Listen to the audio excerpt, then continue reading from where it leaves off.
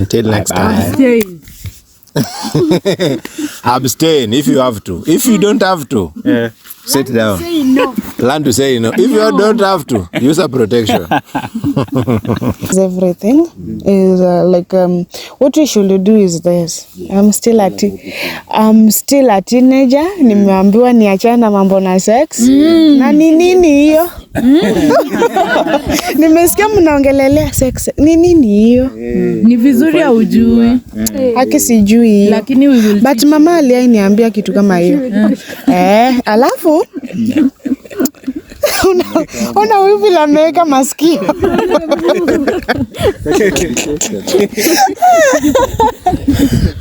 Alafu next thing nimeambiwa pia mambo na kukumbuka marriage saa hii. Ni hata sifai kuona tu huyu anakaa bwanangu. Nimeachana kabisa. All crush wangu wote wameniona YouTube, I'm still a teenager.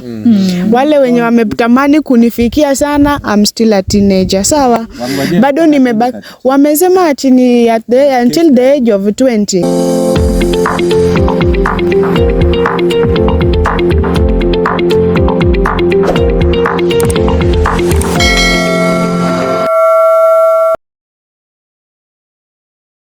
Hi everyone, my name is Audrey Jordan, and make sure you subscribe to Black Urban TV, like, and comment. So today I'll be talking about teen pregnancies and early marriages. So here in America, the teen pregnancy rate has really gone up. A lot of people nowadays have strayed from the church and Christian beliefs, and they think that it's important to do their own thing. They believe that they can do whatever they want and they can get pregnant before getting married, and especially being a teen, they were not raised in the church, so they obviously do not know right from wrong, and they're making very poor decisions and getting pregnant as a teen.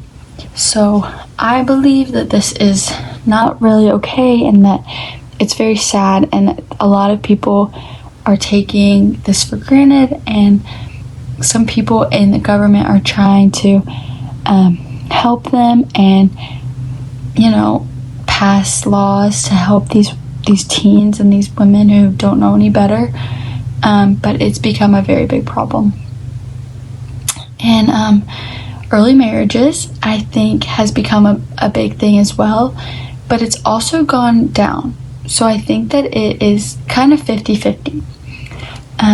Most people think that getting married young is not good, and that they, you know, being married young is not healthy and it's not good. And most marriages that, you know, you get married when you're young, most of them don't work out. But being raised in the church, I think that getting married young can be a really beautiful thing, and that if you want that marriage to work, then you work for it and you fight for it and you make it last. But a lot of people in America nowadays think that you should not get married young, and you should get married a lot later in life, just so that you're more mature and you know that your partner is the right one. My personal belief, I think it just depends on the person. I personally would probably get married young rather than get married older, because that's just how some people think, and that's just how America is turning out. I think it's becoming more of a debate. I think that it's being more, spectacle, that people think that it's not right to get married young, and people think that it's more healthy to get married older. But there's also a lot more health risks in getting married when you're older. So it's definitely become a big thing in America, where people are, shaming others for getting married young, or thinking that they're crazy, and just a lot of negative interactions about people and when they get married. But in America, I think that it's definitely gone down. As well as teen pregnancies, I think that teens really don't know what they're doing, and they take things for granted. They don't pay enough attention. They don't care. really they think that everything will be fine, and that's just not how it works.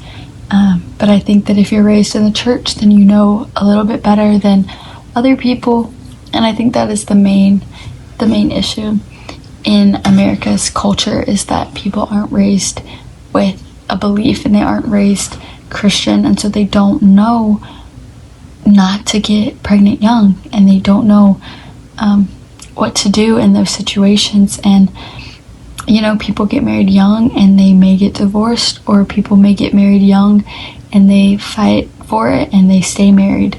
It all depends on the person, it all depends on the place. I think some parts of America highly enforce getting married young in order to prevent teenage pregnancy, and in other places they're highly enforced to get married older, because you're crazy the younger you get married. It's crazy. So that's just my view and America's view on all of this. Thank you guys so much for listening. Please subscribe to Black Urban and, you know, like and comment. Thank you guys so much for watching. Hi guys, my name is Cliff. Welcome to Black Urban TV YouTube channel. Kindly subscribe, share, like and comment. Guys, do you know that in every 100 women and girls, 50% of them have faced sexual harassment in one way or another? Do you know that in every 2 women, 1 has been married before the age of 18? Today we are going to talk about teen pregnancies and early marriages. Before we start, let me introduce the crew. Kila mtu aseme jina. Hi, my name is Julius Okoyo. Black Urban TV, kindly subscribe, like, comment hapa. Na kama unapenda chenye tunafanya, endelea kulike. Hi guys, I'm Pudo. Kindly subscribe, share, like, comment. It's your girl Wendy. Share, comment, like. Yes, welcome to Black Urban TV. Hi guys, Darlene Kennedy. Kindly comment, subscribe and share. Hi guys, still your girl Sharon. Please subscribe, like, comment and share. Thank you. Hi Sharon. Yes. Okay, I want to talk about the topic ya leo ni early pregnancies, early marriages. If you kama umeangalia, if you walk, like for example, let's say take a walk in your city, take a walk in your community, you will find that out of 10, 2 or 3 have early pregnancy, 2 or 3 were married before time, before the age of 18. There are many things that makes this happen, and that's what we want to discuss, and I'm going to give my first point. I think what is leading to early pregnancies first is private tuitions.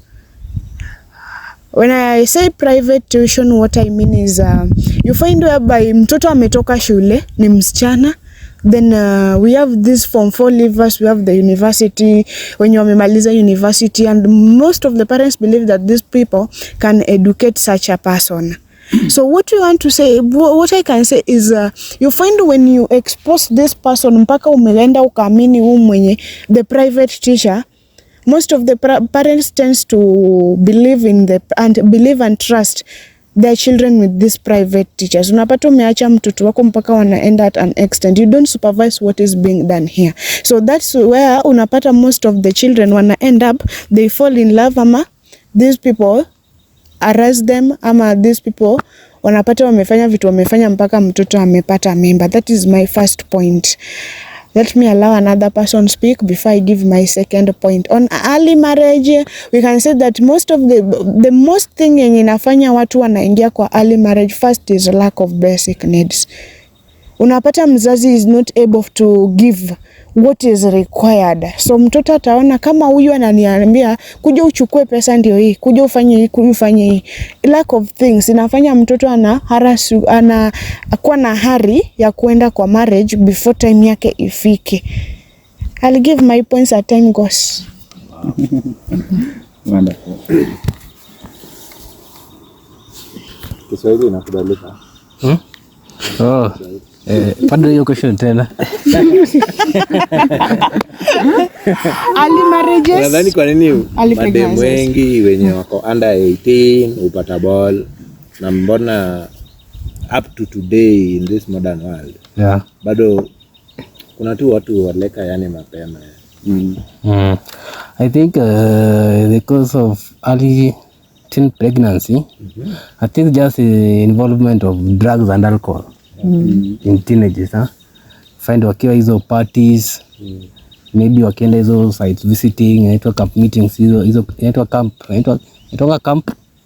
Hiyo camp meeting, yeah. Yeah, I think just the involvement in drugs. You kisha kuwa involved in drugs and behaviors. Yeah, I think one of them is when the teens involved in drugs and alcohol will lead to early pregnancy, teenagers. Two, I think it's just low economic status. You find that a girl comes from a family that poverty. Maybe they cannot afford the basic needs. Maybe anataka kitu ingine, anataka vitu, maybe anataka hizo pocket money. She wants to go with juice to school and biscuits kama friends zake. Yeah, I think then anafanya na seek maybe somebody else. Yeah, in order to curb that thirst. Yeah, those are my points only. So we are having here early marriages and teen pregnancies. yes, so there is early unwanted pregnancies, and this can be my point of view. These are early unwanted pregnancies. These are pregnancies that are gotten by watoto, children below the age of 18, and even early pregnancies can also be even people who are above 18 years, but they had not prepared for the pregnancy, but they are not probably married and now they have the pregnancy. Most teenage unwanted pregnancy comes from lack of sexual education. I think from the time a child is growing up, kama ni msichana, whether it is a boy or a girl, they should be taught. And when we say sexual education, I know sometimes when you mention the word sexual education, most people will think that you want to teach the child how, like, to engage sexually, to be intimate with someone, but it goes beyond that. A small child, if I would teach a small child on matters sexual education, I would first teach them that it is not right for someone who is not your parent to be kissing you on the mouth. Yes. It is okay for them to smooch your cheeks, but not on your mouth. And then there is the aspect of the parts of your body that someone would touch. Kuna matiti ya mtoto, kuna like the parts of your body that are your private parts of the body. These are parts of your body. You teach this child that it's not okay for someone to touch this part of your body. That is already sexual education. And like how you'll teach a teen sexual education.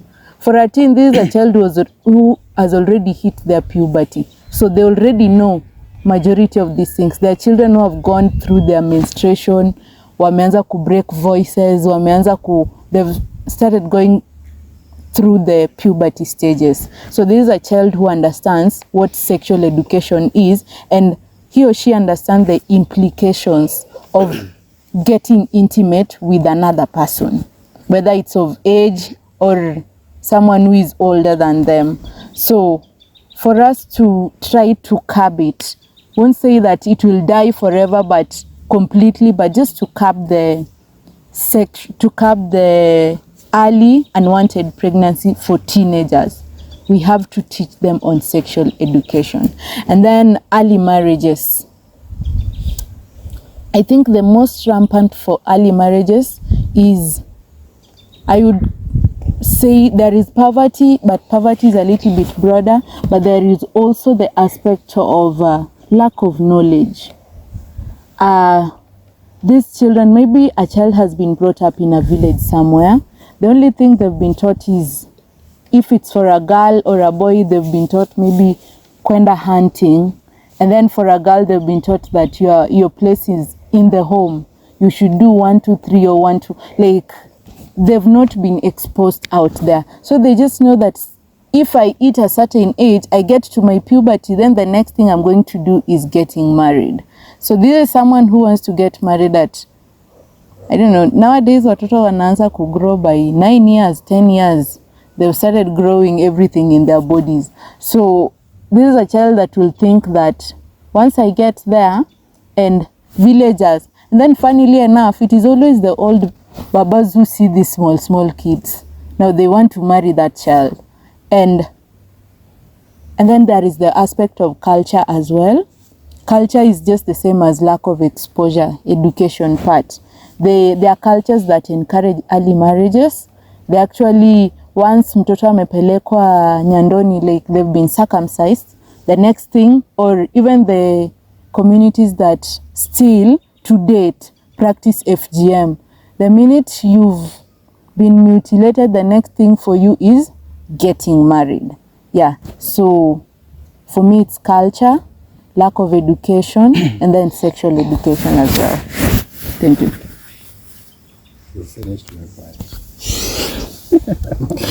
Oh Lord. Refresh your points.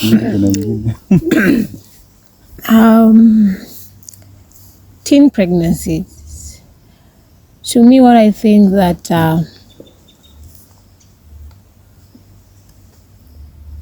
causes early or teen pregnancy is first is current dress code of our children, exposure that we give them. My dress, my choice. Yeah, I know it's your dress, your choice, but at the end of the day, you should consider what dress am I putting on, for what occasion, for who to see.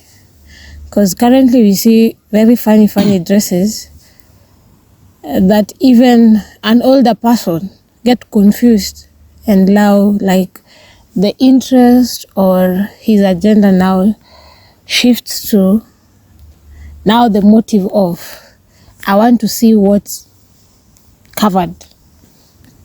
And then you get a younger girl is lured to having sex before time. I also think peer pressure is also another cause of early teen pregnancy, where you see if you are in a group of people, maybe they've tried having sex before, and then you are there, you know nothing, you want to like experience, have a taste of how it feels. So you end up making choices or decisions that will either lead to early pregnancies, or you as a girl, you'll have already committed something that you will have engaged yourself in something that at your age you shouldn't. So to me, I think first is the peer pressure, our dress code, and then I also think us as parents also, as we are also a cause of this.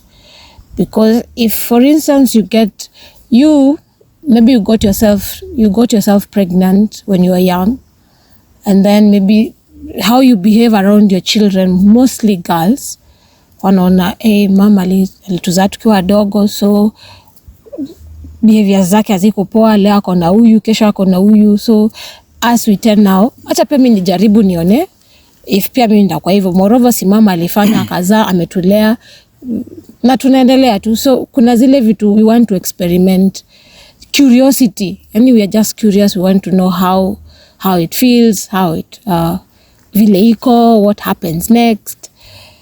And maybe I can agree with Ingwil that education, but squeezing naona in schools they try to teach maneno na sex and whatever, but I think what happens is it's either the watoto wanaichukwanga, I don't know, opposite, like what they are told is just to have the knowledge, but then they go to the extreme of, yes, we have the knowledge, but now we want to experiment, we want to now have that practical, like want to do it now, tuone yenye kitu teacher anasema, does it make sense, how does it fit, does it add value, something of the sort.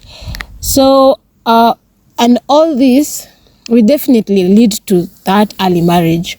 Why? Because most parents don't want to take the responsibility of another child. So you will end up, you either look for the father of the child, and once you look for the father, akubali sikubali, now you have to, now started being, unaanza kwa in that process of getting into parenting, and you have either to leave school, you have to leave home, and then start catering for this young child as well. Something that also leads to early marriage is, I can agree, lack of basic, poverty, and also the society. At times you get that if maybe, for instance, you are an orphan, you don't have, your parents are not there, you may be depending on your relatives or something, and then now you either you want to belong or you want to move your family status from one point to another. You end up now making that decision of you want to get married, or you are left with siblings that you have to cater for, and there's no job. The only option is maybe the uncles can tell you have to get married to so and so that your siblings can either go to school or you can have a meal or a shelter. Before you say your points, because you might finish mine too.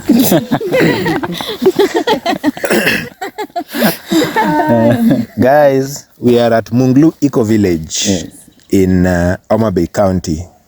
And I think these are the hills of Kodwogo. Yeah, next to Kodwogo, Homa Bay County, on your way to Mbita.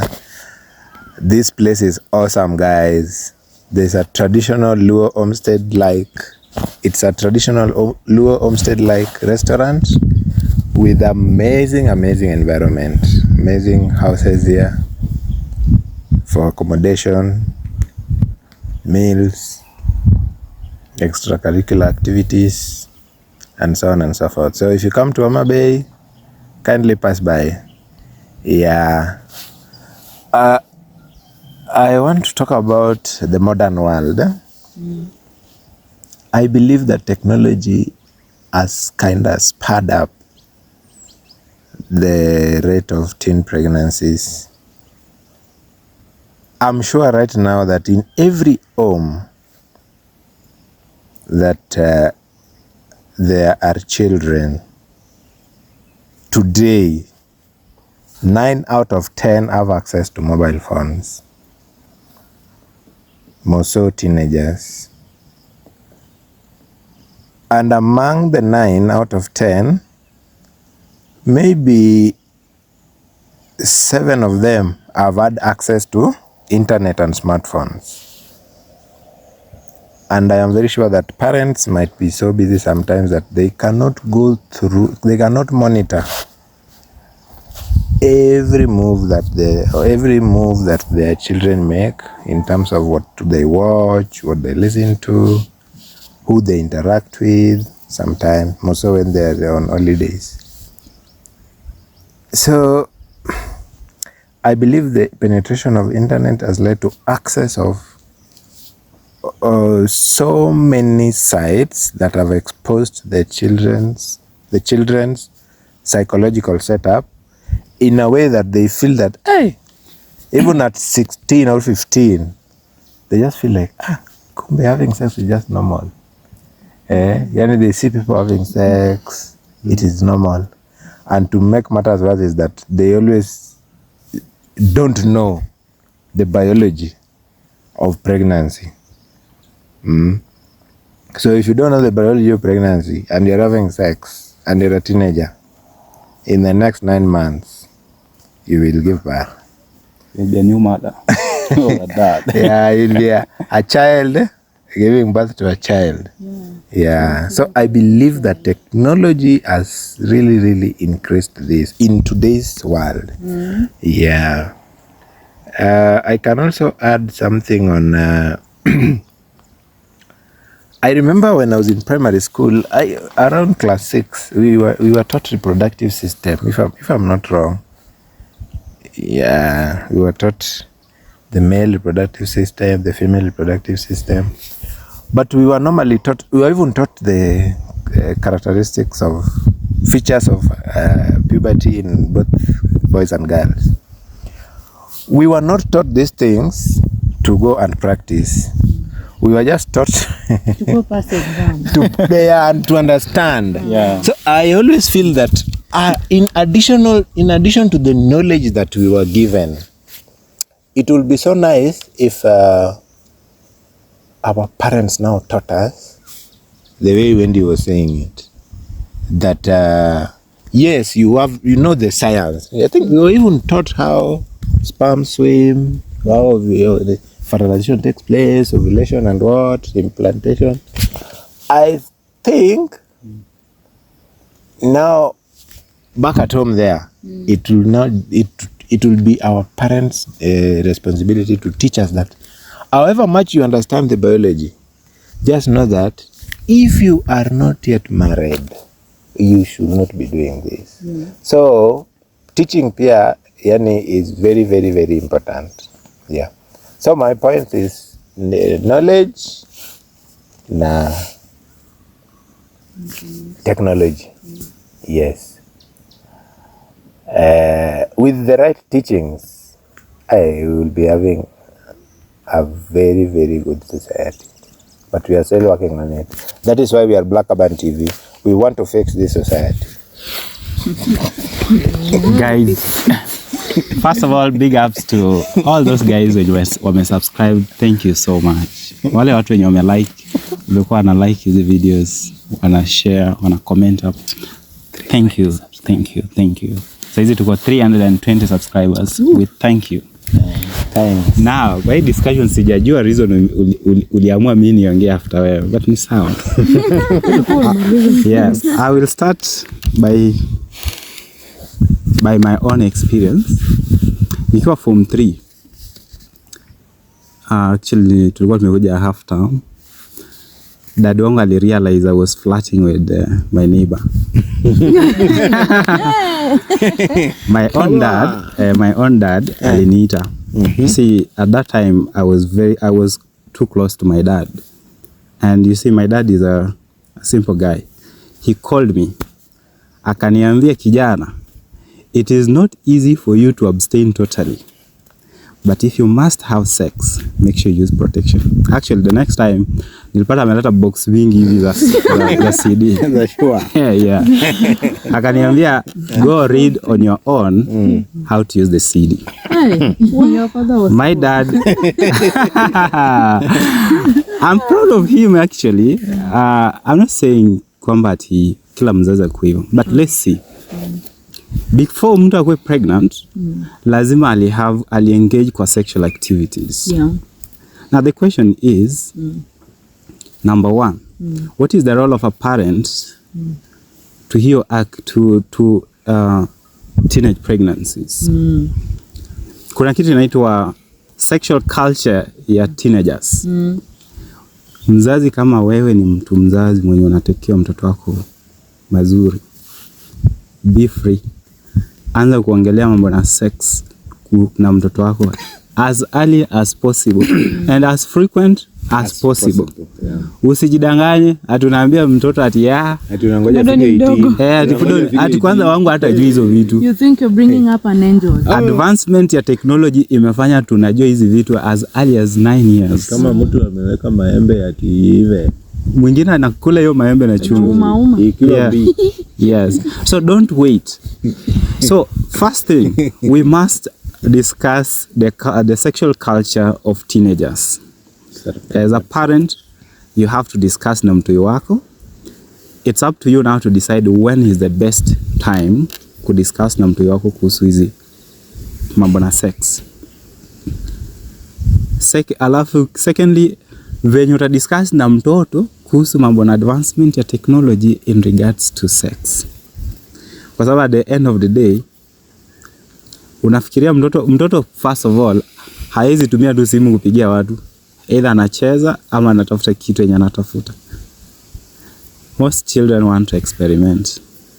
Na from my own thinking, I always say that there is a stage in life where you'll be making unconscious decision when it comes to relationship. Any relationship kuanzia campus, ukiwa university mpaka primary school, those are unconscious decisions you're making. They are not the best decisions. Yeah. If you think that umepata mtu unataka kuoleka ukiwa campus, my friend, you're wrong. Wait until you make your conscious decision that whatever I'm saying and I'm doing, I'm making a right decision that I know. But if you're in campus, unajua definition ya teenage pregnancy according to Kenyan law ni pregnancy below 20 years. Now the funniest thing about the Kenyan law again, ina permit mtu to have sex at the age of 18 and consent. Just imagine, I don't know sasa shida iko wapi. Ukipata mtoto kwa 20 years ama 19, tutasema hiyo ni teenage pregnancy. Other people think ni unwanted pregnancy. There is nothing like unwanted pregnancy as long as we decide to have sex. Only if it is a rape case. Yes. So the only thing I'm saying, wait until you can make a conscious decision before you decide either kuwa married ama kupata mtoto. I think you do that. Yeah. At Black Urban TV, we pride ourselves to be the most organic content creators in Africa. Yes. Yeah. We are just trying to understand this. We want to get the views. Na pia mcomment hapo, mtuambie form ni gani. Yeah, so I think I'll give kila mtu 1 minute ama 1.5 minutes. Aseme kitu anataka kusema, ongeze na wapigie kwa heri. Okay, I think as Julius was talking, I remember, his father was so open to call him, Kambia jamaa, nimeona ukiangalia jirani, umeangalia huyo mrembo sana. So akampea warning, lakini warning yake ilikuwa he even brought what he needs to do the act. By the way, dad wangu hakuni lecture. By the way, just to let you know, hakuni lecture. Yes. The necessary years. Yes, he brought the tools and the words as well. Yeah. So we commend his father for that. I don't know how many parents are like that. Most parents think that they are bringing up angels. Wanadhani hao ni wale watoto wetu wenye tulibeba. So they're actually thinking we are bringing up angels here, and that is a very big lie. Yeah. So I remember also as well, my dad was not the kind of person who would talk to you about it, but he would buy you books to go and read. So I remember the first book I was ever bought, I was in high school. Ilikuwa inaitwa Young Woman. Yes. And he did not even tell me to go and read. He presented me with the book. So that is, and then he continued to buy another one, Young Man, now for my brother. And, for me, I feel that is a concerned parent. He might not, maybe it's culture and a lot of things that they've been brought up into. You remember their generation is different from ours. But the fact that a parent amekuona, he is open enough to call you and talk to you about. He's open enough to buy you maybe books and materials that will teach you about it. Yeah. And there is, I forgot the aspect of, there is sexual abuse. That one has also encouraged a lot of teenage pregnancies. And most of the time, the abuser is always as near as Pudo sitting next to me and Brawling sitting next to me. It could be a cousin, ule kama wewe mzazi umeleta, you're living with some cousin at home, and this cousin would be abusing your girl child in the house. It could be a house help in the house. It could be, because utashanga huyu mtoto wangu aendangi nje lakini amepata mimba, ametoa wapi? Yes, it could be a neighbor who pretends to really like your child. And you know, the most painful part, because most of the time we give excuses that maybe alimpea sweetie, alimpea kitu nyingine. Most of the times, this person didn't even give them anything. It is the neglect of you as a parent. You know, this child should be shown love, they should be given attention. But now, you've given that work to a neighbor, or some houseboy, or some relative who is living in the house. You've given them the chance to give attention to your child, and now your child feels like this person loves me, and that is just how it happens. And we pia hujamfunza about sexual education, so the first education he or she is receiving is from either this houseboy, housemaid, an uncle, or so, you know, also such encourage a lot of teenage pregnancies. And for marriages, early marriages, the aspect of abuse could be maybe, you know, you get abused and you don't go through the processes of maybe therapy or something, and now you feel tired, and now you feel that the next person who will come to you and profess their love to you and really want to be around you is maybe the person you're supposed to get married to. The sad thing about these teenage pregnancies and early marriages thing is that it's a cycle that continues, because we are all getting broken and no one is going for therapy for healing. And yeah, we feel that some people have even normalized it. It's something that is there, and utazaa mzazi ata take care of the child. You see, so it's something that will continuously be there. So one thing I'd really encourage, and sometimes also I am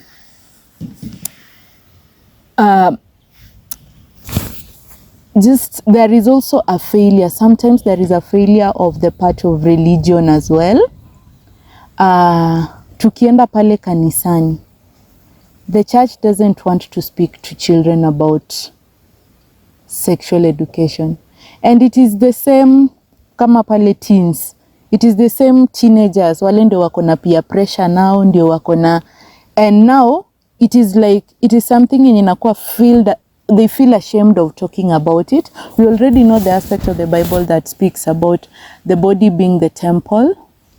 Yeah, your body is the temple of God and it should be kept pure.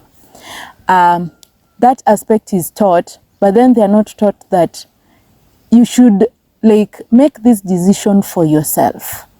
Don't make this decision because you feel like someone is pushing you to do it. Make it for yourself and keep yourself pure from the fact that you know that is what God wants, but also that is what you as a person would really want, because it's something that would really give you peace of mind and want you to always walk in the right ways with yourself. So me, what I'd encourage, kama wewe ni teenager, wachana na sex utafanya. Ukishamaliza hizi vitu zote, ukishaoleka, ukishafanya nini, wachana na hii maneno. Early marriages, stop that. Like, stop it. There is a lot that entails marriage that even us at this age, we're still learning. So I can imagine a small child who wants to go get married. Unaenda huko kwa nini? If you're in a position where umekuwa privileged, you manage to go to school and everything, concentrate in your work. And then parents, let's be parents who not only reprimand our children, but we also allow them to be our friends, so that they can always speak up whatever is going on around them without the fear of being judged or the fear of nikisema nitapigwa, nikisema nitaambiwa. Like when I talk about it, wataniambia huyo ni anko, haizi fanya hivyo, naibisha watu. You know, trust your children. These are your children. You're the one who gave birth to them, and you're the one who should take care of them. Yeah, thank you. You've talked on behalf of everyone. Okay, what I can say is I'm going to summarize everything. Is what we should do is this. I'm still a teenager. Nimeambiwa niachane na mambo na sex. Na ni nini hiyo? Nimesikia mnaongelelea sex. Ni nini hiyo? Ni vizuri haujui. Haki sijui hiyo. Lakini we will. But mama aliniambia kitu kama hiyo. Alafu Ona wivi la meka masikio.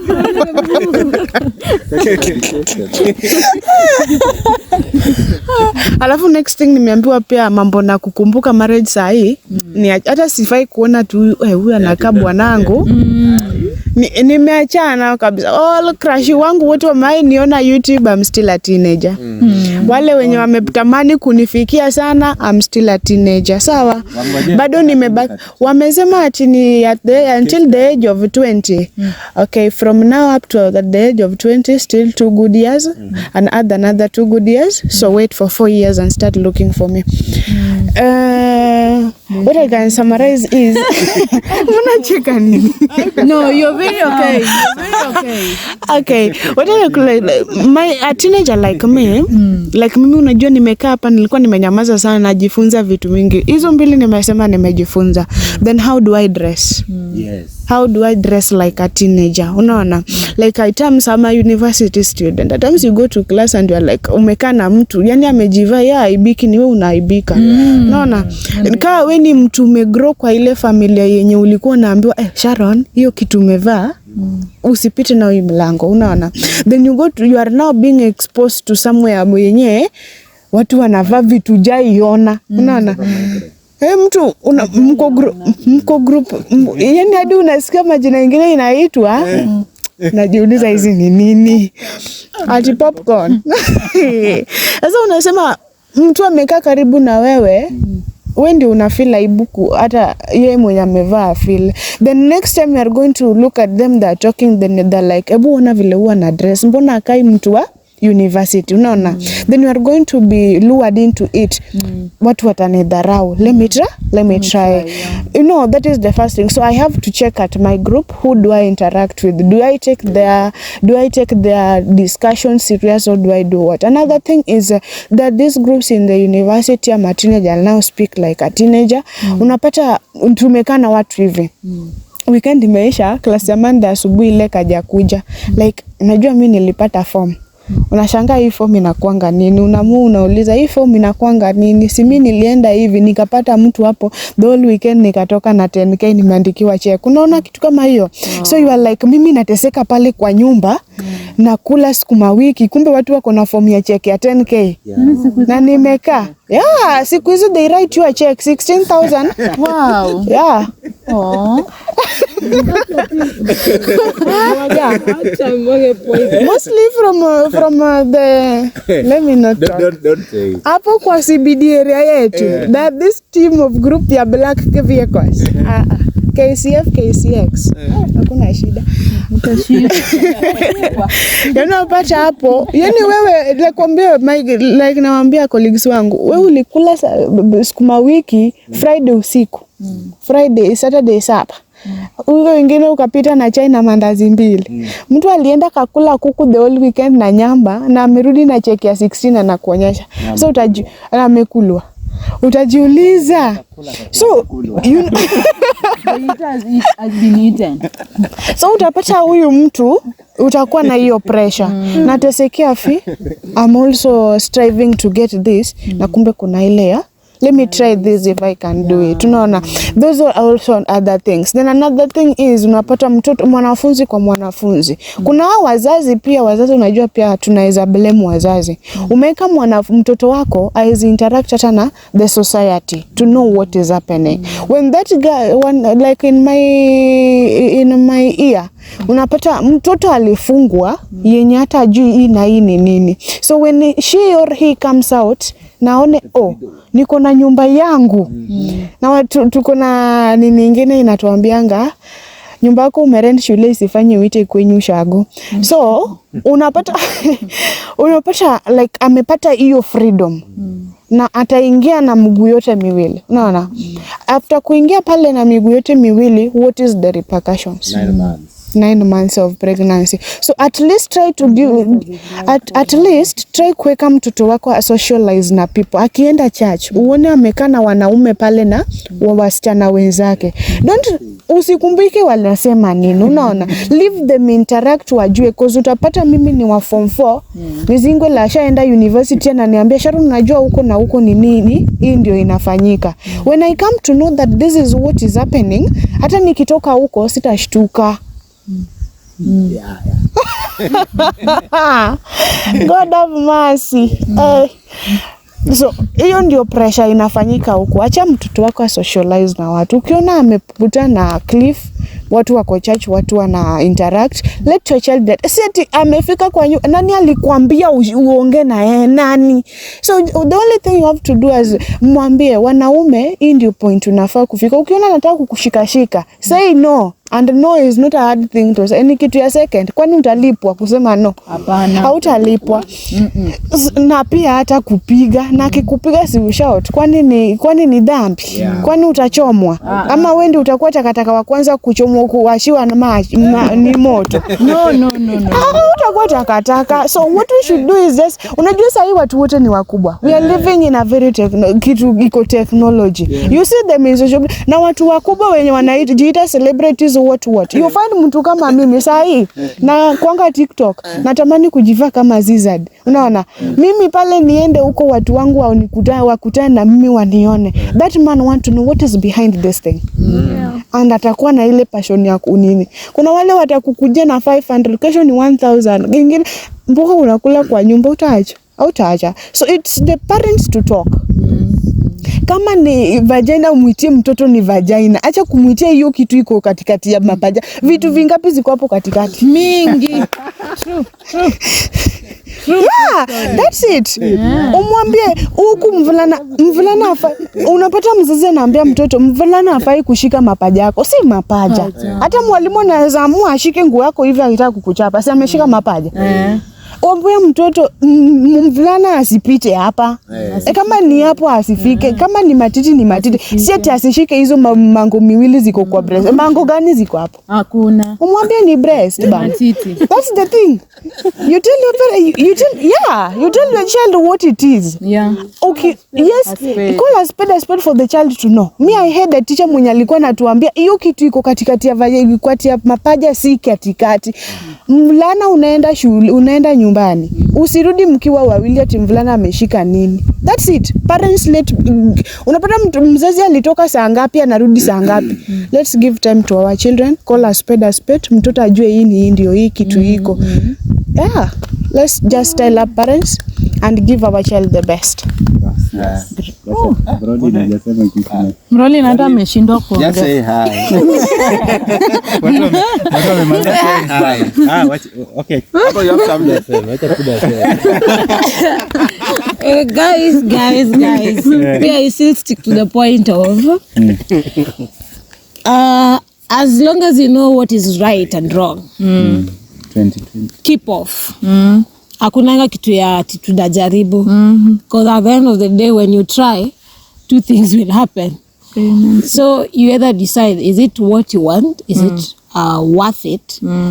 And is it for the good of you, your family, and the society at large?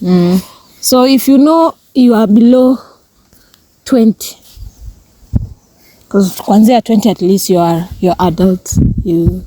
Those who want to get married at that young age. But if you know below 20, please don't try. Masimanga, don't try this at home. Don't try it Anywhere. Don't try it. Leave it for those who know the consequences, the disadvantages and advantages. Because the moment you involve yourself in that early parenthood is another chapter. And when you're not psychologically, physically, emotionally prepared, you are leading to your early grave. So please, we are encouraging don't try that. As parents as well, let's avoid being too ignorant. Let's not assume that wanafundishwa shule or the technology is exposing them. Let's not assume that. Let's take the responsibility of being a parent. Being a parent means we have to guide these children from that tender stage to that stage where they can now take care of their own family. Imagine you are 15, already you're a mother. Who will be encouraging who will be teaching who? And then sahi unajua psychologically you are tormented because umepata mtu at an early age, you don't know where to start from, your parents have disowned you, community has disowned you, you are embarrassed, umeacha shule, actually you have nothing. So kindly let's think about this before we get into it. As long as it's not a rape case, this is something you decided on your own that I want to get myself into. So before you get into it, we'll go through the disadvantages of this. Is it something that is worth me spending my 5 minutes? Because hii kitu inaweza kuwa dakika moja and then you end up 30 seconds. Okay, now 30 seconds. 30 seconds of 30 years. And you wasted a lot. Your childhood. You've wasted a lot. Yeah. Then another thing. If you know you cannot dress properly, because kuna watu wanakuwa tempted na vile tumevaa. As ladies we have, no maana tunakuanga very special. Tunakuanga na shida. So dress something that even if Julius walks by, passes you, atakuwa like, anaanza kujikuna kichwa. Dress something that even if you walk, someone will say, that's a decent person walking. That's someone who is responsible. That's someone who knows what she wants. Not, ule namwambia tu sausage mbili na ameingia box. You do your thing, you're done. You don't care of what happens tomorrow. So let's take care. Let's be cautious of what we do. Our decisions, our choices today determines who we become tomorrow. Amen. Before useme kitu bana. First of all, nataka nianze na mahali Puda amesema. Me personally, I disagree na chenye Puda amesema. Any woman is supposed to wear what she's comfortable to wear. Regardless of how a man is going to feel. It is not your right, it is not your thinking. And it's not you to decide how that person is going to think venye umevaa. Imagine kama tunaenda wote kufikiria hivi tu, unajua nikivaa hivi, nikipita hapo kwa hiyo kona, nitapatana cliff. No. Wear what you'll be comfortable anywhere. Na kama huyu jamaa kuna kichwa yake yenye anafikiria kitu mbaya, it's up to him. Secondly, wacha niongee na parents. Have a heart-to-heart discussion with your child about sex. True. We always say at Black Urban TV that everything in this world is about sex, except sex. Which is about sex. And sex is simply sex. If you can't have courage to discuss with your child about sex, my friend, enda kwa hiyo, nunua the biggest mirror you can afford. Start teaching yourself how to talk about sex to your child. Let me marinate it. Yeah, say it. As you think of how to talk about sex, just note that it is through sex that you got the children. And it is through sex you also exist. All of us. We should embrace it. All of us who are here, we are a product of sex. And if you can't talk about sex, my friend, unaenda kuwa na watoto. You are in Mars. You are in Pluto. Yes. Secondly, let me talk now to the teenagers. Tell them. First of all, sex is the most beautiful thing yenye utai kutana nayo kwa hii dunia. After sex, I don't know. Now, but you only have two things. One, in a relationship, you have a decision that you make knowing what you're going to do. Until then, every decision una make ni illusions too. Wacha mtu asikuenjoy ati anakupenda na ukaona ati if I leave this person side, at least wacha nimpatie mtoto anikue na mtoto wake atanioa. My friend, just wait. Hiyo yote ni illusions tu. Wait until you can make a decision consciously. That is when you can decide to have a child. And if you're planning to get married, wait until that point yenye decision yako ina match na chenye unajua. Kama haijafikia hapo, hizo zote ni fun, ni illusions too. Now don't talk. Okay, now the thing is, don't talk about teenage pregnancies peke yake. Sex is not the yani teenage pregnancies sio tu ndio outcome ya sex. Kuna pia ugonjwa yenye tunajua kama ukimwi, hizi STD. Yes, that's why personally I encourage you anytime. Sometimes it's not easy to abstain totally as a teenager, so the best you can do, make sure uko na protection. Na mzazi anafaa kuanza kufunza mtoto wake kuhusu mambo na protection mapema. Usione ati mtoto amepata hapo condom bana, unatupa condom ndani ya sijio wao. Slap yenye unaambia this is a condom. The work of a condom is to do this. Aelewe.